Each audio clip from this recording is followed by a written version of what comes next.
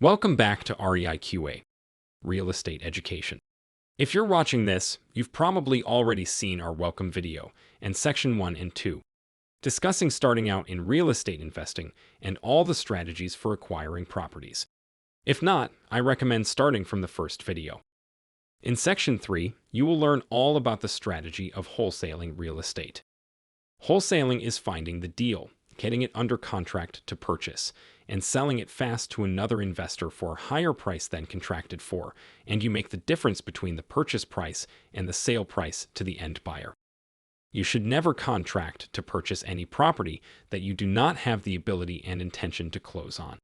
The ability doesn't necessarily have to be your own capital. Again, it can be OPM or other people's money, either using bank funding, private money, hard money, joint venture, etc. Most states have laws about entering into a contract to purchase real estate without the ability to perform. And several states or metro areas now also have laws about wholesaling.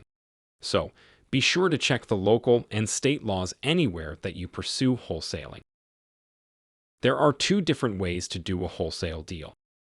The first is an assignment contract, or assigning your contract. You simply get a property under contract the traditional way, using a purchase and sales contract with the seller selling to you as the buyer, with and/or assigns written in the contract following your name or entity name as the buyer. Then once you decide to wholesale it to an end buyer, you simply assign your rights and equitable interest in the deal to another investor for a fee. For example, seller A agrees to sell you, who we will call party B, a property for, let's say, $80,000. And you find another investor, let's call them party C, who's willing to pay $90,000 for the property. So, you assign your equitable interest to investor C for a $10,000 assignment fee. Some end buyers will pay you up front, but most will want a contingent on the deal actually closing. You should have already opened escrow with the A to B contract. Now, you also send a copy of your signed assignment contract to the title company, escrow agent, or attorney, and at time of closing investor C is paying $90,000. The escrow agent pays you $10,000 and pays the seller $80,000. Closing fees, taxes, etc. are handled based on the terms of the original contract and the assignment contract. There's also two different common methods of assigning a contract. The first way, the wholesaler gets paid their fee after the end buyer's due diligence before closing, and the wholesaler is out of the deal. The second way, and more common method preferred by buyers, the wholesaler's assignment fee is sent to escrow after end buyer's due diligence period and held in escrow until closing and is only payable upon successful title transfer. This is the preferred way by most investors. Assignment is the easiest way as long as you know the seller and end buyer will not care about how much you are making on the deal. If you're worried about them knowing, then you can do a double close. The second way to do a wholesale deal is a double close. With a double close, you actually close on the deal and the end buyer investor buys from you. So, there's two transactions and two purchase contracts, A to B and B to C. In some states, you will be required to have the funds to close or use a transactional funding company, and some states even require 24 hours between transactions. In other states, simultaneous closing is permitted where funds from investor C can fund the B to C and A to B transaction, and you keep the difference. Same example from before. Seller A agrees in a purchase contract to sell the property to you, party B, for $80,000. And you find another investor, party C, willing to pay $90,000 for the property. So, you do a second purchase contract from you, party B, to investor C for $90,000. Both purchase contracts are sent to the title company, escrow agent, or attorney, and at time of closing investor C is paying $90,000 to buy the property from you, party B. And you're paying $80,000 to buy the property from seller A. Again, in some states, you would be required to have the funding for the transaction up front and then get it right back when you sold to the end buyer. Also, some closing agents will do a blind HUD or one-sided HUD if you ask. With this, all parties only see their numbers, So this is another way to not disclose your profit if you're making a large cut and worried about it. Let me start off by saying wholesaling real estate is legal if done correctly. I teach the correct, most ethical, and legal way to wholesale real estate.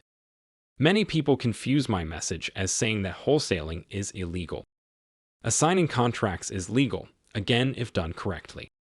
I am not telling you not to wholesale. I am telling you to learn to do it legally and ethically to avoid added stress, fines, or even jail time. Wholesaling is an exit strategy only, not an acquisitions method. You should really try to get access to funding to be able to perform on your contractual obligation to purchase the property in the event you do not find an end buyer. Again, it does not have to be your own cash, it can be from any funding sources or OPM. But it's unethical and illegal in most states to contract to purchase real estate with absolutely no intent on closing on the property. And if your sole intent is just to market the property to an end buyer or just walk away if you can't find one. Unless you have a license, and then you wouldn't contract to purchase, you'd contract to market with a listing agreement. Again, I am not telling you not to wholesale. I am telling you to learn to do it legally and ethically to avoid added stress, fines, or trouble. Can you assign contracts or sell your contract? Yes, as long as there's nothing in the contract saying otherwise, and as long as there's not a state law forbidding it where the property is located. Like in my home state of Oklahoma, which passed the Predatory Real Estate Wholesaler Act effective November 1st, 2021. Some other locations have also passed wholesaler laws recently, including Illinois, Philadelphia, Atlanta. And there are more and more being considered. So, be sure to research any new market you decide to pursue business. Can you contract to buy if you know up front that your intent is to walk away without closing if you can't find an end buyer prior to close? No, that would be considered brokering without a license. As long as you actually close or assign all of your deals, wholesaling is legal and you'll never have any problems.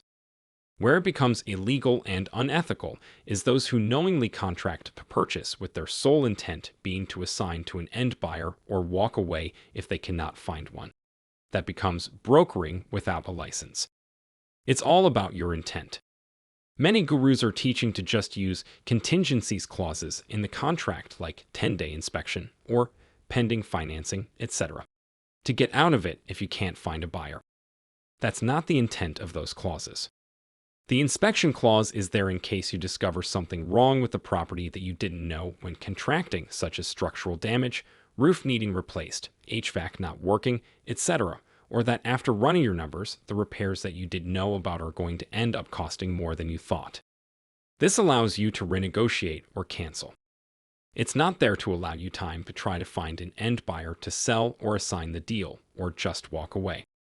Weasel clauses is how most legitimate investors refer to someone knowingly using contingency clauses just as a way to market the property or walk away if they can't find a buyer.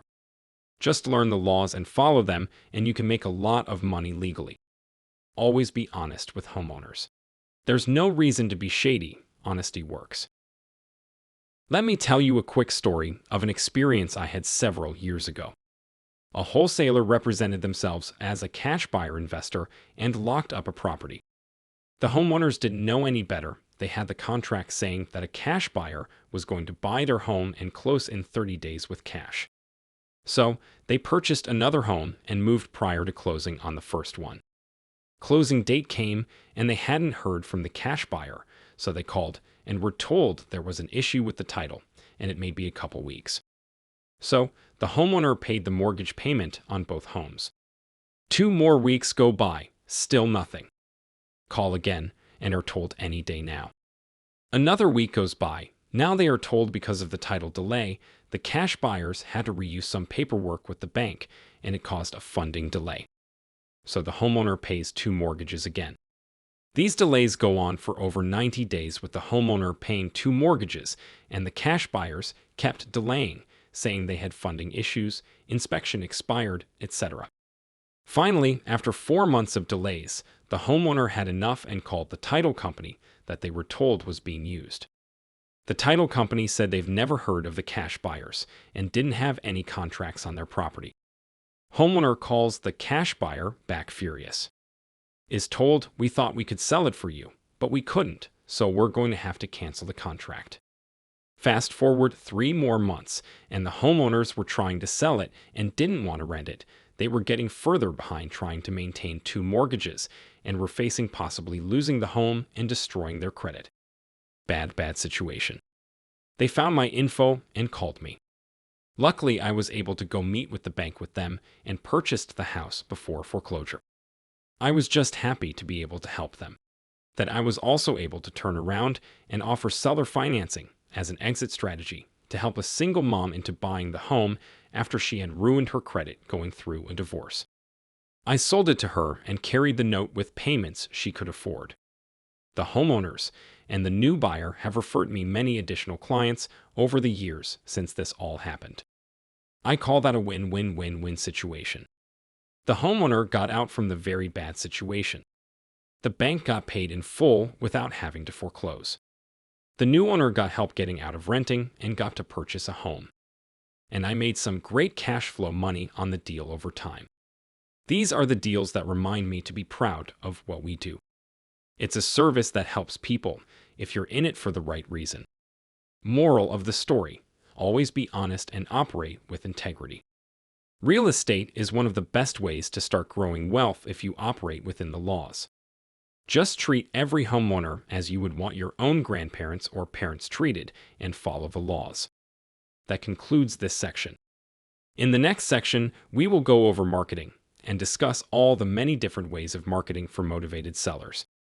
Please subscribe to our channel, like the video, and ask any follow-up questions in the group. Our experienced investors will respond throughout their days to help you.